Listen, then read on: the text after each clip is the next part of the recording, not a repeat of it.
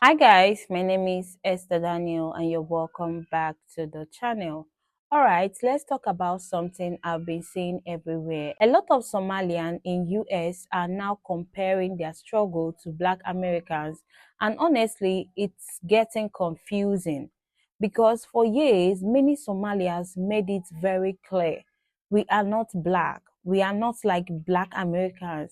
We are different. Some even pushed we are Arab thing just to separate themselves. But now, all of a sudden, because deportation and immigration problems are happening under Trump, now everybody wants unity. Now everybody wants Black American support. It's funny how timing always works. When Black Americans were fighting police, violence, racism, people were quiet. And when things flip around, here comes we are in this together talk. Anyway, guys, let's get into the video. Drop your thoughts in the comments and don't forget to subscribe to the channel, like and share the video to help the channel out. For all the goddamn Somalians that are pissed off of me for making the post that I made, y'all have an in-house problem. Why are y'all mad at black folks? I really want to know. Why y'all mad at us?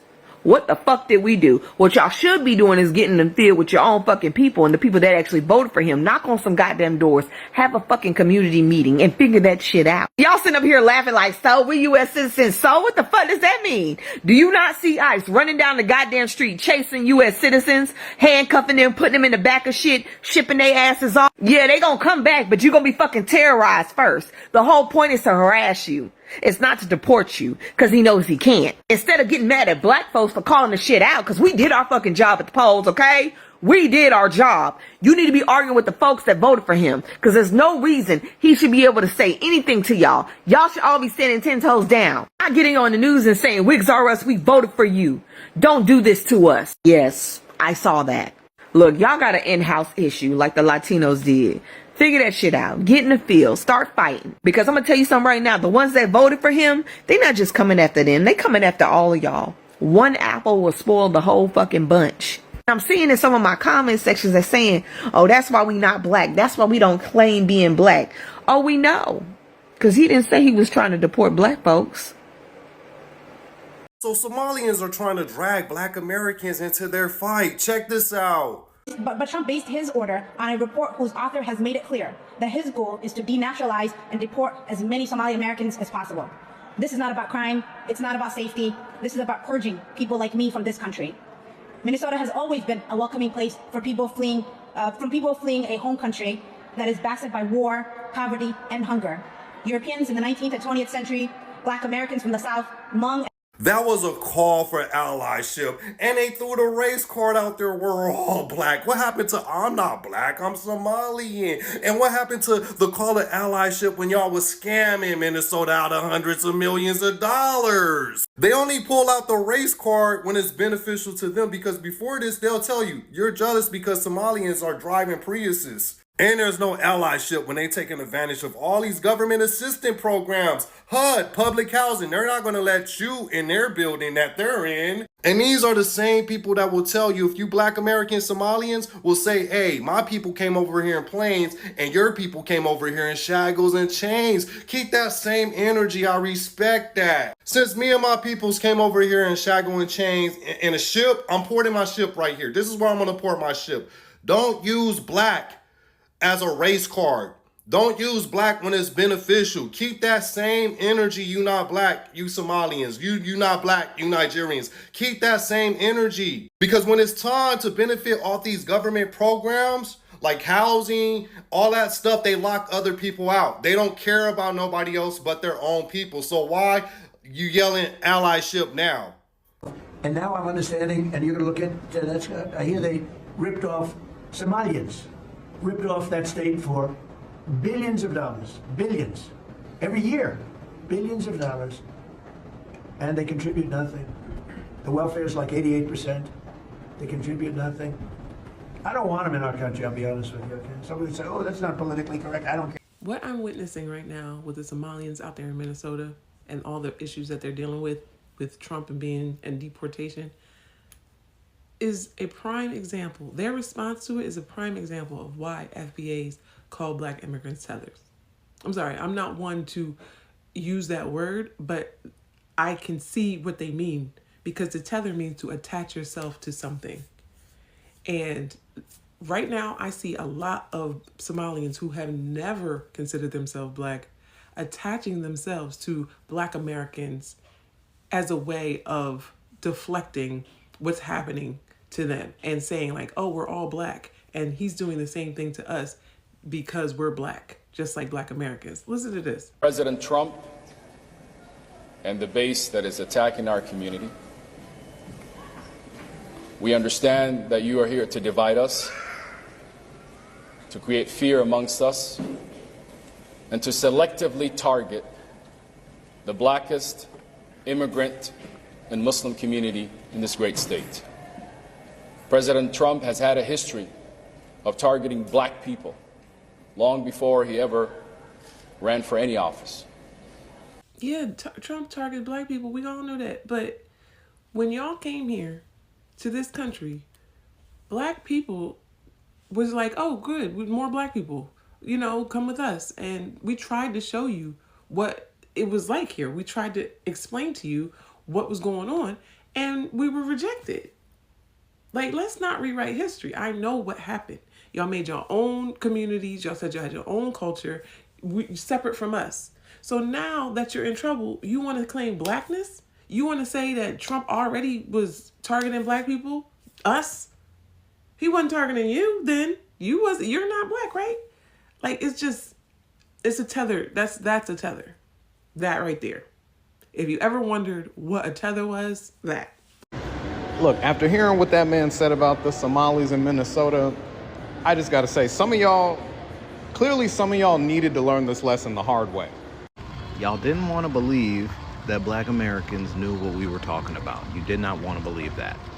A lot of people have come to this country from different parts of the world, and the first thing they do in order to assimilate to American culture is adopt the mentality that Black Americans are just complaining and not trying to warn people who is in charge and how they feel about anybody that is not of a certain flavor.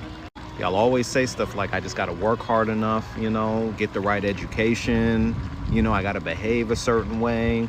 That is why these people are struggling. And as long as I don't act like them, I will not be in danger. And there's really no other way to explain it, you know? That's how you feel. You teach your kids to think that way, all right? And it literally takes for them to say what that man said in order for you to start understanding that we were trying to warn you this whole time. That man literally said they're garbage. He said they're garbage and we don't want them in this country. But you know what's crazy? You know what's really crazy? You heard that one man say on CNN, they'll still vote Republican. They'll still vote alongside these people. I can't explain it, but they will absolutely keep trying to appeal to their abusers. Because at the end of the day, the sickness that I really believe has been, bred here in America is that sickness of convenience. And for some reason, it is more convenient to do everything you can to appeal to these people that don't want you here than actually take a stand and vote alongside or speak alongside or stand hand in hand, arm in arm with the same individuals who they are oppressing.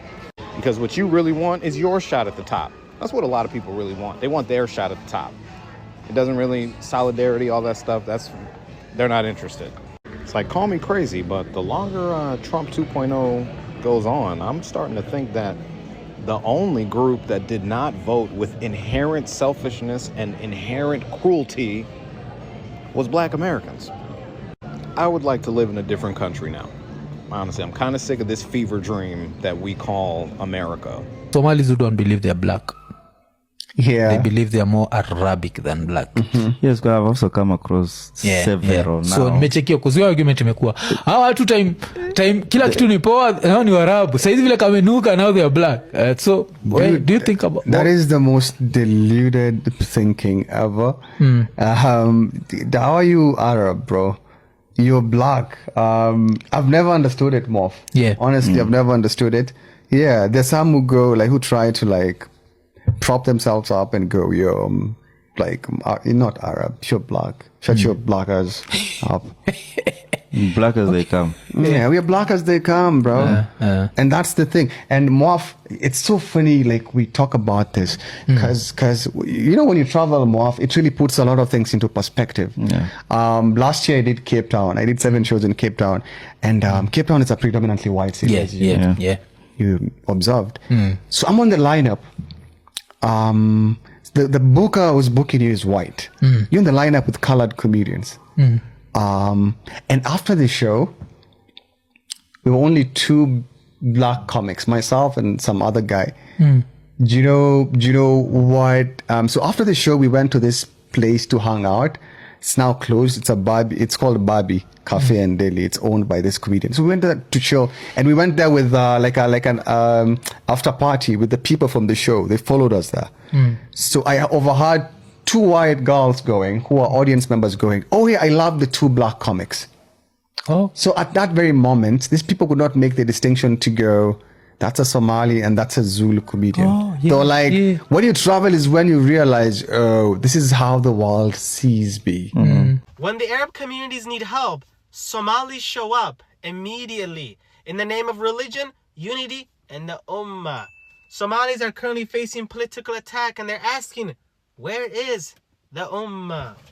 Yes, the Somali community are having this conversation, and they're quickly realizing Arabs support Arabs, South Asians support South Asians, Turks support Turks. Every culture protects its own first. Yes, Somali community are now asking the hard question. Why, when Somalis are being attacked or Somalis suffering, not treated as religious emergency, while Somali support for others is always demanded under the banner of faith first? What? The truth is this: the Ummah exists spiritually, not politically, not economically, not in action. Yeah.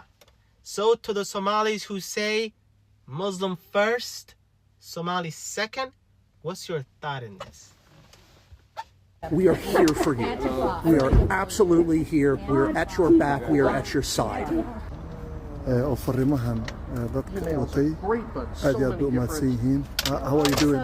Welcome, madam. Somali people, come to the front of the classroom because I need to see. Are y'all okay? We need to check on y'all.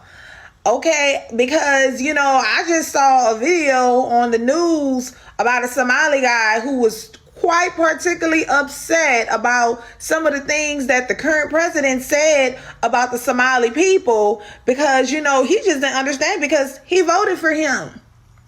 Ooh. Then I also just saw a video with a whole bunch of Somali community leaders urging people to vote for that same president, you know, prior to him getting into office. So apparently there's a large group of Somali people who are on that side of the coin and who helped get that side of the coin in office. But now those same people are crying and looking to others all sad and defeated because that same administration don't want to fool with them.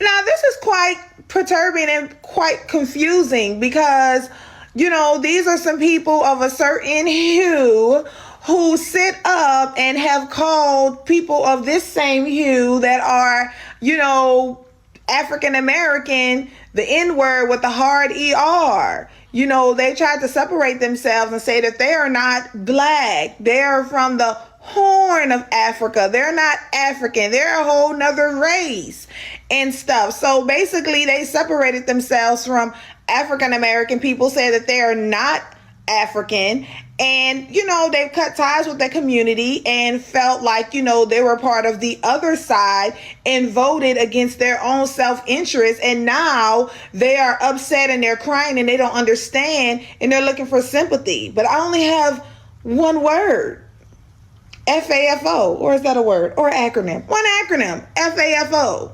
Cry me a river. Because at the end of the day, like you and other brown communities who feel like they are not black, don't want to be associated with anything black, but they are seen black or other by the majority. And when they are seen like that, then they want sympathy. Who do you want sympathy from?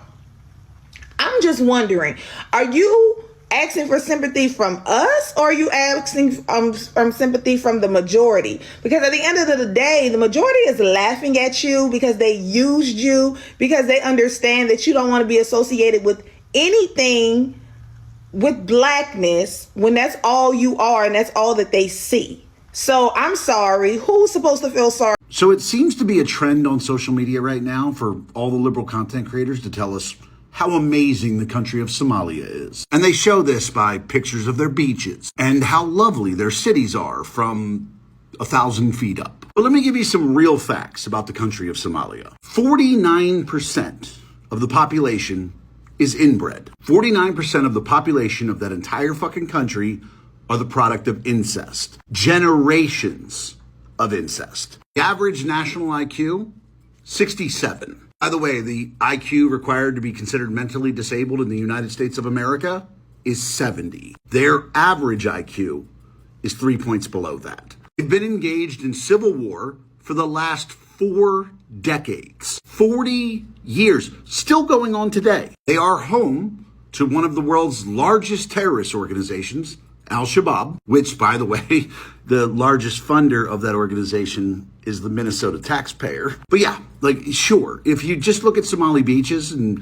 you look at their cities from the sky, it looks wonderful. But on the ground, in real life, it is not. And it's certainly not something that America needs more of. The Somali people and the Black American thing going on right now is kind of weird to me. Only because I see like a lot of Somalis like basically saying like, when they get us up out of here, what you think they're gonna do to you? What you think they're gonna do to what you think they're gonna do to black people? And y'all are against us and not trying to help us. I don't want to see anything bad happen to anybody. I don't care where you from. But this is the thing I think that you people are not getting about Black Americans. Y'all keep talking to us like we ain't always been the underdog. We always been the underdog. And I just seen one of them talking about how we praising Trump for what he doing, but he's raising tariffs and stuff and shutting down a lot of businesses that are probably black businesses and da-da-da-da. Listen. We will prevail, baby. We not worried because we been there, done that. Been there, done that. This just another regular day. When President Donald Trump called Tim Walz the R word, he was 100% correct. What am I talking about? Well, I'll tell you. Apparently, according to the internet, the national average IQ of people from Somalia is 68. 68. 68 is the national average IQ over there. And here in America, anything under 100 means you're not working with a full box of crayons, okay? Yet somehow, some way, Tim Walz was able to be hoodwinked out of about $8 billion from people whose national IQ average is 68. So yeah, I fully support y'all driving by his house screaming the R word at him, because how do you get hoodwinked out of $8 billion with the Medicaid, Medicare fraud, with the Feeding the Future scam, with the autism scam, with the Small Business Administration scam, with the housing scam? These people fooled Tim Walz so badly that they have cost the state of Minnesota $8 billion, despite the fact that their national IQ average is that of a potato. Tim Walz is scrambling right now with all of the attention being on the fraud coming out of Minnesota. Tim Walz is panicking. You can see it in his face in this video right here. The Somali community really fucked that place up, and now the spotlight is on you guys. And it's funny that you guys, the Somali community, talks so much shit to the black community. We're here, we're better than you, we did this, we did that. All off scamming. All off scamming. I don't want to hear it no more from you people at all. Neither does Tim Walz. TPS status is up for you people, and Donald Trump got y'all in his hair pen or hair trigger, whatever you want to call it. It's over. Tim Wall said it, and Donald Trump has said it. It's over for y'all. So good luck. See y'all in the next lifetime. I won't be going to Africa to see none of you niggas. You won't catch me there when I see y'all. Again, my message is simple on this. You commit fraud in Minnesota, you're going to prison. I don't care what color you are, what religion you are. Tim Walz is not playing no more. Help us in that, we welcome that. But sitting on the sidelines and throwing out accusations, and let's be very clear. So here is how I see it. I'm not saying Somalians don't struggle in America. They do, but their struggle is not the same as Black Americans. Black Americans didn't even migrate here. They didn't choose the system. They were born into it, trapped in it, and fought their whole lives through it.